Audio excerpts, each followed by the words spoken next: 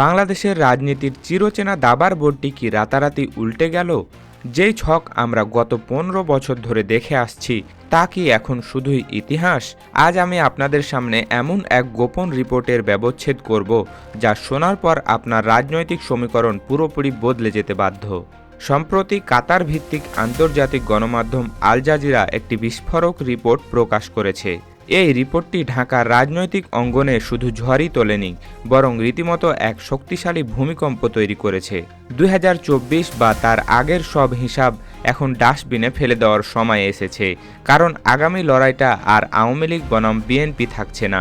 মাঠের চিত্রনাট্য সম্পূর্ণ বদলে গেছে। আজকের এই বিশেষ ভিডিওতে আমরা আল জাজিরার সেই বিস্ফোরক তথ্য এবং মাঠ পর্যায়ের কিছু গোপন ডেটা নিয়ে চুলচেরা বিশ্লেষণ করব। জানব কিভাবে ফাঁকা মাঠে গোল দিতে গিয়ে বিএনপি নিজেই গোল খাওয়ার ভয়ে কাঁপছে। লড়াইটা এখন কার সাথে? কেন জামায়াতে ইসলামীকে নিয়ে রাজনীতিতে এত আলোচনা? বিস্তারিত থাকছে আজকের ভিডিওতে। ভিডিওর বিস্তারিত আলোচনায় যাওয়ার আগে আপনি যদি বিশ্লেষণধর্মী ভিডিও দেখতে পছন্দ করেন তাহলে অবশ্যই আমাদের চ্যানেলটি সাবস্ক্রাইব করে বেল আইকনটি বাজিয়ে রাখুন পরবর্তী ভিডিও পাওয়ার জন্য। এতদিন সাধারণ মানুষের ধারণা ছিল আওয়ামী লীগ নেই মানেই বিএনপির সামনে ক্ষমতার রাস্তা একেবারেই পরিষ্কার। কিন্তু আল জাজিরা বলছে অঙ্কটা মোটেও এত সরল নয়, বরং মাঠের লড়াইটা এখন দ্বিমুখী হতে যাচ্ছে। তবে সেখানে দ্বিতীয় পক্ষটি আওয়ামী লীগ নয়, বিএনপির প্রধান প্রতিদ্বন্দ্বী হিসাবে এক দানবীয় শক্তি নিয়ে আবির্ভূত হয়েছে বাংলাদেশ জামায়াতে ইসলামী। ডক্টর মোহাম্মদ ইউনূসের অন্তর্বর্তীকালীন সরকারের সময়ে ভোটের মাঠের সমীকরণ যে এভাবে ঘুরে যাবে তা হয়তো বিএনপির নীতি নির্ধারকরা স্বপ্নেও ভাবেননি। আল জাজিরার রিপোর্টে স্পষ্ট বলা হয়েছে, গত ১৫ বছর ধরে যে দলটিকে নিশ্চিহ্ন করার জন্য রাষ্ট্রযন্ত্রের সর্বোচ্চ শক্তি প্রয়োগ করা হয়েছিল সেই জামায়াত এখন ফিনিক্স পাখির মতো ভস্ম হয়ে জেগে উঠেছে। রাষ্ট্রবিজ্ঞানের ভাষায় একে বলা হয় ড্রামাটিক কামব্যাক। কিন্তু প্রশ্ন হলো কিভাবে? এর পেছনে প্রধান কারণ হিসাবে দেখানো হচ্ছে একটি সিম্প্যাথি ওয়েভ বা সহানুভূতির ঢেউ। গত ১.৫ দশকে জামায়াতের শীর্ষ নেতাদের ফাঁসি, হাজার হাজার কর্মীদের কারাবরণ, গুম এবং খুনের শিকার হওয়া সবই এখন তাদের জন্য শাপে বর হয়ে দাঁড়িয়েছে। সাধারণ মানুষের একটি বড় অংশ এখন তাদের আর অপরাধী হিসাবে দেখছে না, বরং দেখছে একটি নির্যাতিত ও লড়াকু ভিকটিম হিসেবে। এই মনস্তাত্ত্বিক পরিবর্তনই জামায়াতকে ভোটের মাঠে অপ্রতিরোধ্য করে তুলেছে। রাজনীতি কোনো আবেগের জায়গা নয়, এটি হলো নিখুঁত অঙ্কের খেলা। আসুন আবেগের চশমা খুলে আল জাজিরার রিপোর্টে উল্লেখ করা পরিসংখ্যানগুলোর দিকে তাকাই। আমেরিকার বিখ্যাত গবেষণা প্রতিষ্ঠান IRI ইন্টারন্যাশনাল রিপাবলিক ইনস্টিটিউটের একটি জরিপ গত ডিসেম্বরে প্রকাশিত হয়। সেখানে দেখা গিয়েছিল বিএনপির জনসমর্থন ছিল ৩৩% এবং জামায়াতের ছিল ২৯%। ব্যবধান ছিল মাত্র 4%। কিন্তু আসল চমক আসে চলতি বছরের জানুয়ারির জরিপে। সেখানে দেখা যাচ্ছে বিএনপির সমর্থন ৩৪.৭% এবং জামায়াতের সমর্থন ৩৩.৬%। ব্যবধান এখন মাত্র ১.১%। রাজনীতির ভাষায় একে বলা হয় মোমেন্টাম, অর্থাৎ জামায়াতের গ্রাফ ঊর্ধ্বমুখী আর বিএনপির এক জায়গায় আটকে আছে। এই ধারা যদি আর মাত্র কয়েক সপ্তাহ অব্যাহত থাকে তবে নির্বাচনের দিন জামায়াত যে বিএনপিকে ওভারটেক করে অনেক দূরে এগিয়ে যাবে তা বোঝার জন্য পলিটিক্যাল সায়েন্টিস্ট হওয়ার প্রয়োজন নেই। যখন আমেরিকার মতো দেশের কোনো প্রতিষ্ঠান এমন পরিসংখ্যান দেয় তখন বুঝতে হবে পশ্চিমা বিশ্ব এই উত্থানকে গুরুত্বের সাথে স্বীকৃতি দিয়েছে।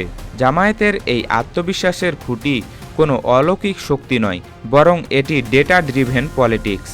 আল জাজিরার রিপোর্টে সবচেয়ে চমকপ্রদ অংশটি হল কৃষ্ণ নন্দী ফ্যাক্টর।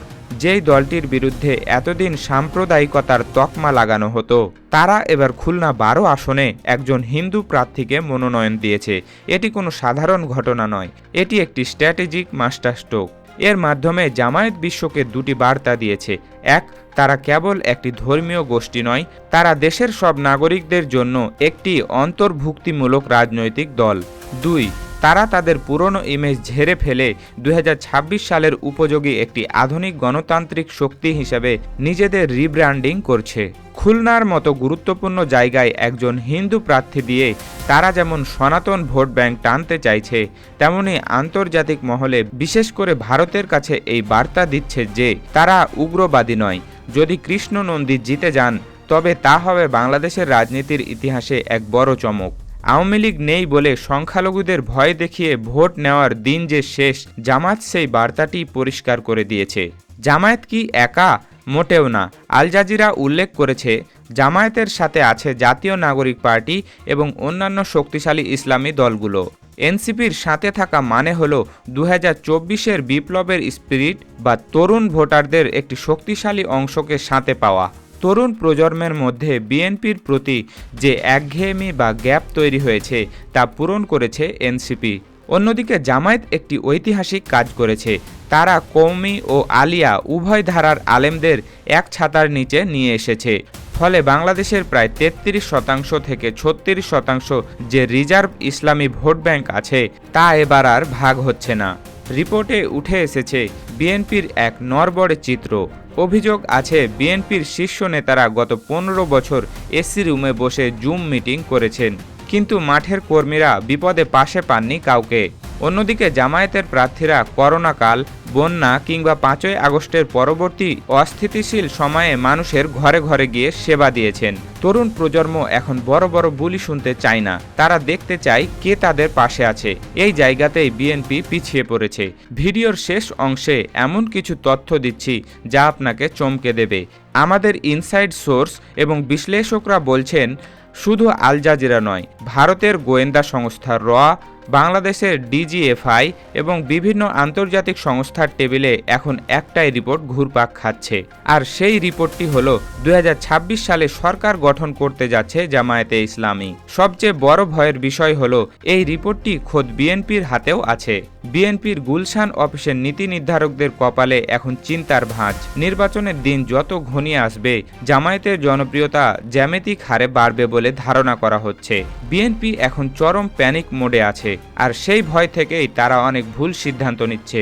পরিস্থিতি এখন আর বিএনপির একক নিয়ন্ত্রণে নেই, হাওয়া পুরোপুরি বদলে গেছে। আল জাজিরার মতো আন্তর্জাতিক মিডিয়া যখন এই উত্থান নিয়ে কথা বলে, তখন বুঝতে হবে আন্তর্জাতিক মেরুকরণও তাদের দিকে ঝুঁকছে। বিএনপি যদি বাস্তবতা মেনে নিয়ে কোনো নতুন সমঝোতায় না আসে, তবে 2026-এর সংসদে আমরা এক নতুন বাংলাদেশকে দেখতে পারি। আপনি কি মনে করেন, জামায়াত একাই সরকার গঠন করতে পারবে, নাকি শেষ মুহূর্তে বিএনপি কোনো বড় চমক দেখাবে? আপনার মূল্যবান মতামত কমেন্ট বক্সে জানান। ভিডিওটি ভালো লাগলে শেয়ার করুন এবং সাবস্ক্রাইব করে বেল আইকনটি বাজিয়ে দিন। দেখা হবে পরবর্তী কোনো ভিডিওতে। সেই পর্যন্ত ভালো থাকুন, সুস্থ থাকুন। আল্লাহ হাফেজ।